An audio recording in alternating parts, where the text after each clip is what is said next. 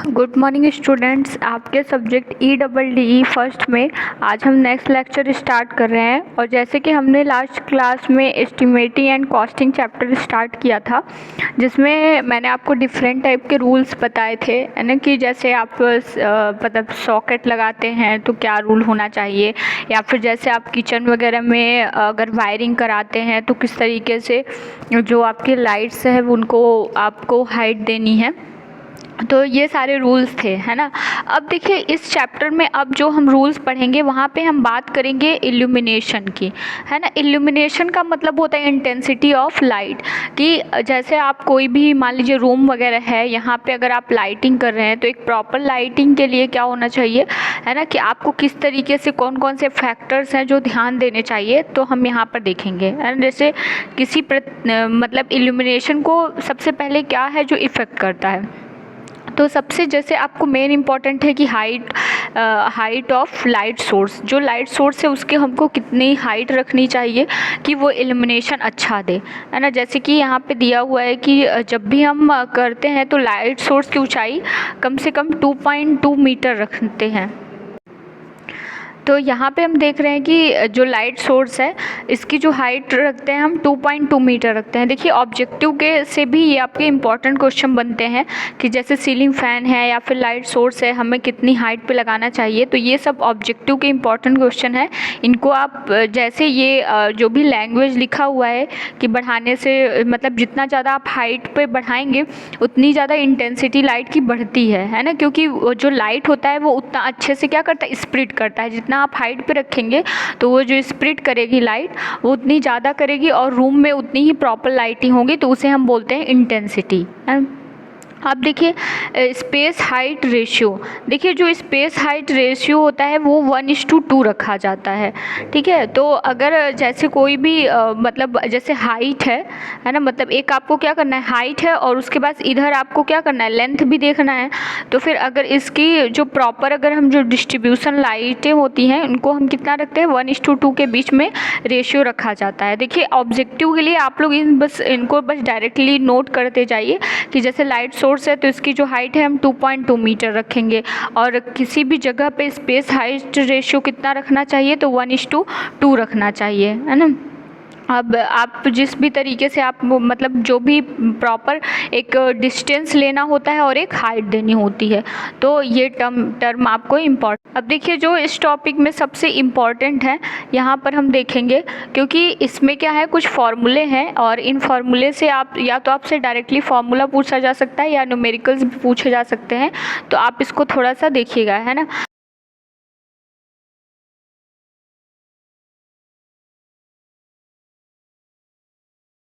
होता है आप डायरेक्ट लाइट थ्रू कनेक्ट करें या एक इनडायरेक्ट या सेमी डायरेक्ट टाइप होता है, और या फिर सेमी डायरेक्ट था नॉर्मल, मतलब 5 टाइप के आपके मतलब जो कनेक्ट करने का लाइटिंग का प्रॉपर वहाँ पे सेफ्टी के लिए दिया जाता है, वो आपके 5 टाइप्स का दिया जाता है। तो अगर आपसे ऑब्जेक्टिव में भी पूछ सकता है कि जो लाइटिंग होता है, जो हम लाइटिंग करते हैं वो कितने टाइप से करते हैं, तो आपको बताना है 5 टाइप से, डायरेक्ट, इनडायरेक्ट, सेमी डायरेक्ट और सेमी इनडायरेक्ट या नॉर्मल वायरिंग, ठीक है। अब देखिए ये है। अब नेक्स्ट हम बात करते हैं चारों ओर दीवारों का कलर। देखिए जैसे आप क्या करते हैं, जो दीवार होती है अगर हम इसका कलर जब बहुत लाइट पेंटिंग कराते हैं तो जो लाइट होती है उसका इल्यूमिनेशन प्रॉपर होता है। लेकिन अगर आप जैसे दीवार है अगर इसको आप बहुत कोई डार्क कलर करा देते हैं तो क्या होता है, जो लाइट का इल्यूमिनेशन होता है या रिफ्लेक्शन होता है उतना अच्छा नहीं हो पाता है। तो हमें क्या करना पड़ता है, उस रूम के लिए जो आपका वोल्टेज है वो बढ़ाना पड़ेगा। तो इसलिए प्रॉपर लाइटिंग के लिए हम क्या करते हैं कि जितना हो सके जो दीवार का कलर है वो हम लाइट रखते हैं। एग्जाम्पल के लिए जैसे अगर आप वाइट दीवार का कलर देखते हैं, वहाँ पर आप कोई भी लाइट लगाएंगे तो रिफ्लेक्शन अच्छा मिलता है, क्योंकि वो क्या करता है, जो आपकी लाइट निकलती है उनको एब्जॉर्व नहीं करता है, वो सीधे क्या करता है, उसको रिफ्लेक्ट कर देता है। इन कंपेयर अगर हम सोचें कि जैसे हम वॉल है उसको अगर हम ब्लैक कलर का करा देते हैं तो वो क्या करता है, जो भी रेज़ निकलती हैं या जो भी लाइट रेज़ निकलती हैं उनको एब्जॉर्व कर लेता है ना। तो एब्जॉर्व कर लेता है जिससे कि कमरे में जो लाइट होती है वो डिम लगती है। तो इस तरीके से हम कलर पे देख सकते हैं। ये ऑब्जेक्टिव भी बन सकता है कि अगर मतलब अगर आप इल्यूमिनेशन कब अच्छा होगा, आप जो दीवार है उसको ब्लैक रखेंगे या वाइट रखेंगे, तो यहाँ से एक ऑब्जेक्टिव क्वेश्चन बनता है। उसके बाद है वेस्ट लाइट, है ना। वेस्ट लाइट का मतलब होता है कि आप क्या करते हैं, जो मतलब एक तो लाइट होता है, आप कुछ उसका इल्यूमिनेशन के लिए उसका यूज हो जाता है, लेकिन कुछ लाइटें जो होती है, जैसे मैंने कहा कि जो दीवार होता है ऑब्जर्व कर लेता है, मतलब कुछ पावर क्या होता है, लॉस हो जाता है। या बल्ब में भी जब आपको हीट निकलती है तो आप देखते होंगे जो बल्ब होता है वो हीट कर जाता है, मतलब वो गर्म हो जाता है। इसका मतलब जो लाइट थी या करंट था उसका जो कुछ पार्ट है वो उसको हीट करने में चला जाता है। तो अगर हम कहें कि जैसे जैसे क्या करते हैं कि अगर हम जैसे जो वोल्टेज बढ़ाते जाते हैं वैसे ही उसका जो एब्जॉर्प्शन होता है कलर के हिसाब से वो बढ़ता है।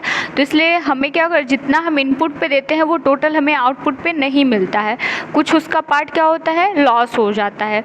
तो इसलिए हमें क्या करना होता है, जैसे हमें जितना प्रॉपर लाइट चाहिए उससे हम कुछ ज़्यादा ही सोर्स की पावर को रखते हैं, क्योंकि कुछ पावर क्या होना है, एब्जॉर्ब हो जाना है। अब यहाँ पे देखिए डिप्रेशन ऑफ लाइट, इसमें क्या होता है कि जब कभी जैसे दीवार होती हैं, अगर मान लीजिए अगर आप ऐसे घरों में भी देखे होंगे, जब आपका घर जो होता है वो नए तरीके से बनता है, बिल्कुल नया बनता है, तो जो दीवारें वगैरह रहती हैं उनमें कोई भी धूल मिट्टी या इस तरीके का नहीं होता, बहुत ही क्लीन रहता है। तो वहाँ पे जो लाइट का रिफ्लेक्शन बहुत अच्छा होता है। लेकिन अगर जैसे कोई भी दीवारें हैं, अगर वो पुरानी हो गई हैं, उनमें धूल मिट्टी लग गई है या जो कलर होता है उसका डिम हो जाता है, तो वहाँ पर जो रिफ्लेक्शन होता है लाइट का कम हो जाता है।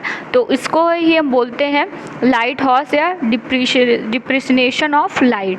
तो ये सब जो ऑब्जेक्टिव के इम्पॉर्टेंट क्वेश्चंस हैं, यहाँ से आपको पता है कि जैसे ड्राइंग है, तो ड्राइंग में वैसे ऑब्जेक्टिव क्वेश्चन बनाना टफ है, तो इसलिए जो क्वेश्चन थोड़े बहुत इम्पॉर्टेंट हैं बताए जा रहे हैं उनको आप पॉइंट वाइज नोट कर लीजिए। जैसे अगर पूछा जाए कि जो वेस्ट लाइट है इसका रीज़न क्या होता है, तो इसमें आपको बताना है कि जो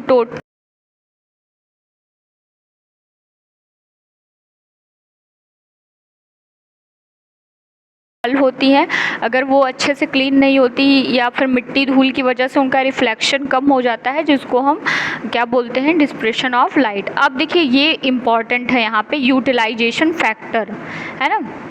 यूटिलाइजेशन फैक्टर का क्या मतलब है कि वैसे तो ये क्या होता है, जब भी आप मतलब जैसे मान लीजिए आपके पास कोई लाइट सोर्स है यहाँ पे, है ना, इससे क्या हो रही है, लाइट निकल रही है, ठीक। तो उसमें क्या होता है, एक तो आपने जो सोर्स लगा रखा है जितने भी, तो उसमें क्या होना है, कुछ लॉस होना है।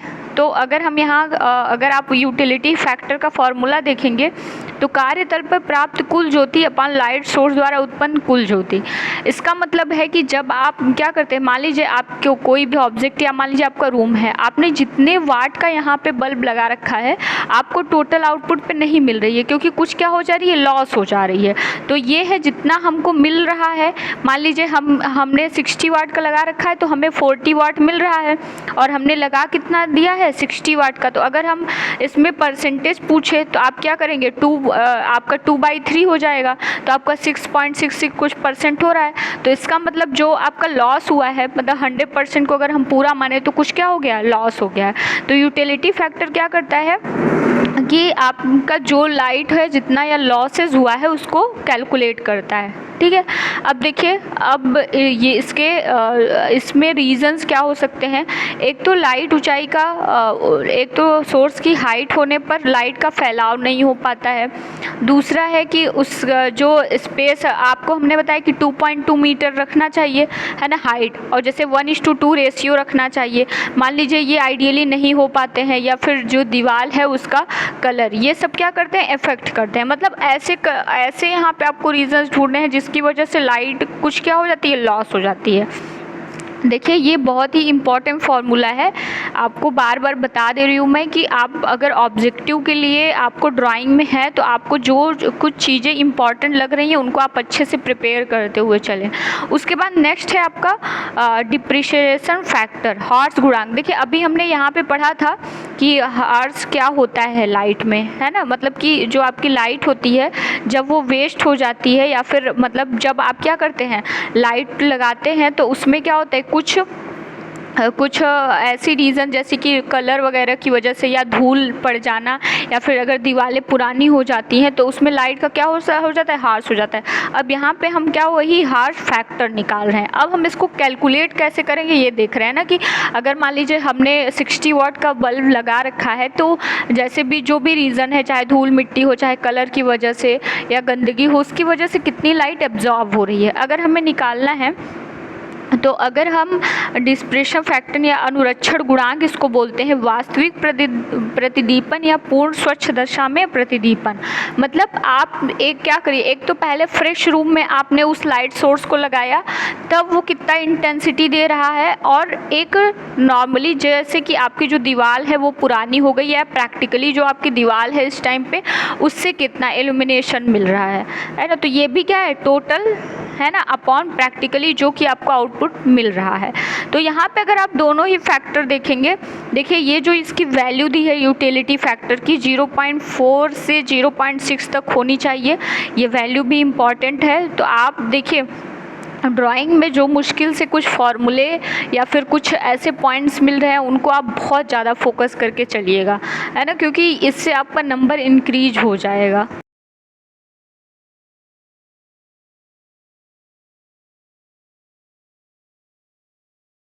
6, 7 निकालते हैं। जैसे मैंने वहाँ पे बताया था कि मान लीजिए आपका क्या है 60 वाट का है ना, अगर मतलब कोई जो बल्ब है वो फ्रेश रूम में या जो बिल्कुल एकदम क्लीन रूम है, अगर वो 60 वाट दे रहा है मान लीजिए, तो हम 60 वाले को क्या रखेंगे, नीचे रखेंगे, और जितना हमको मिल रहा है, मान लीजिए हमको उस रूम में कितना मिल रहा है, वही 40 वाट मिल रहा है ना, उसकी वजह से तो यहाँ पर ये देखना है आपको। तो यहाँ पे हमने इतने सारे फैक्टर्स को देखा। अब देखिए जो लास्ट है आपका कैलकुलेशन ऑफ लाइट पॉइंट। अब हमको क्या करना है, जो लाइट पॉइंट है अगर हमें इसका कैलकुलेशन करना है कि मतलब जैसे घर है आपका, तो अगर हमें मान लीजिए इतना 60 वाट या इतनी इंटेंसिटी चाहिए, तो हमें कितने लाइट सोर्स लगाने होंगे, ये भी फार्मूला आपका यहाँ पर इम्पॉर्टेंट है, इसको भी अच्छे से आप केयर करके चलिएगा, ठीक है। तो मान लीजिए कोई रूम है जिसका आपने एरिया यहाँ पर क्या दे दिया है, A मीटर स्क्वायर दे दिया है, और जो ल्यूमेन तीव्रता है न्यूटन पर मीटर स्क्वायर से, अगर हम इसमें कुल आवश्यक ल्यूमेन निकालें तो E इंटू ए, मतलब जो आपकी इंटेंसिटी है इंटू एरिया, है ना, क्योंकि एरिया क्या होगा, जितना ज़्यादा होगा उसको उतनी ज़्यादा इंटेंसिटी की ज़रूरत पड़ेगी, है ना। तो यहाँ पे हो गया।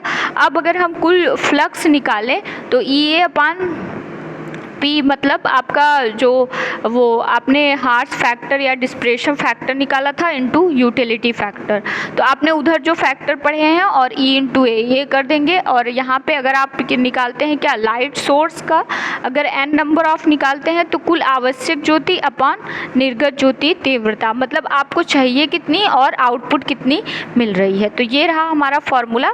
अब नेक्स्ट क्लास में हम इसी में आगे पढ़ेंगे। देखिए ये जो चैप्टर है इससे जितने सारे आपके न्यूमेरिकल्स मिल सकते हैं वो सारे न्यूमेरिकल्स यहाँ पे हमने देखे हैं, ठीक है। तो यहाँ पे जो भी इम्पॉर्टेंट पॉइंट बन सकता है यहाँ से आप अपने नोट्स में प्रॉपरली सारे फॉर्मूले और इम्पॉर्टेंट पॉइंट, कितनी हाइट कितना स्पेस रेशियो रखना है, ये सारा आप अच्छे से एक जगह पे नोट कर लीजिए। ओके, नेक्स्ट क्लास में हम अगला टॉपिक स्टार्ट करेंगे। Thank you.